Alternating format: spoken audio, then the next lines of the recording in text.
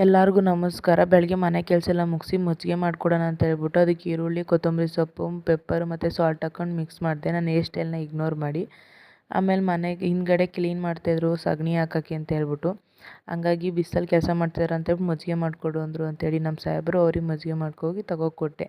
ನಾನು ಅಲ್ಲೇ ಕುಡಿದೆ. ಪಾಪುನ ಅಮ್ಮನ ಮನೇಲಿ ಬಿಟ್ಟಿದ್ದವಳು ಬರೋಷ್ಟರಲ್ಲಿ ವಾರ ಮಾಡಿ ಮುಗಿಸ್ಬೇಕು ಅಂತ ಹೇಳ್ಬಿಟ್ಟು ವಾರ ಎಲ್ಲ ಮಾಡಿ ಮುಗಿಸ್ದೆ.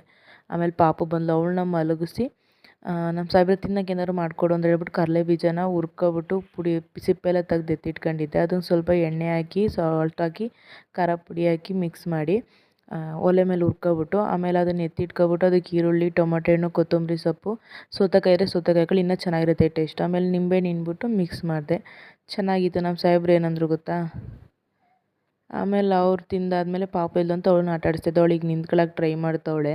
ಆಮೇಲೆ ಇವತ್ತೆಲ್ಲ ಪಾಪು ಆಟ ಆಡಿಸಿದ್ದೆ ಆಯಿತು. ಅವಳು ಅಮ್ಮ ಮಲಿದ್ದೆಲ್ಲ ಮಧ್ಯದ ಮೇಲೆ ಅವಳನ್ನ ಆಟ ಆಡಿಸ್ತಾ ಕೂತ್ಕೊಂಡೆ. ಸಂಜೆ ಹಂಗೆ ಊಟ ಎಲ್ಲ ಮಾಡಿ ಅವಳನ್ನ ಮಲಗಿಸಿ ಈ ಥರ ಹರ್ವಿದ್ಲು ಮಂಚನ. ಅದನ್ನೆಲ್ಲ ಕ್ಲೀನ್ ಮಾಡಿ ನಾವು ಊಟ ಮಾಡಿ ಮಲಗೋಣ ಅಂತ ಹೊರಟೆ. ನಿಮಗೆ ನನ್ನ ವೀಡಿಯೋ ಇಷ್ಟ ಆದರೆ ಲೈಕ್ ಮಾಡಿ, ನನ್ನ ಪೇಜ್ನ ಫಾಲೋ ಮಾಡ್ಕೊಳ್ಳಿ. ಮತ್ತೆ ನಾಳೆ ವೀಡಿಯೋದಲ್ಲಿ ಸಿಗ್ತೀನಿ. ಬಾಯ್ ಬಾಯ್.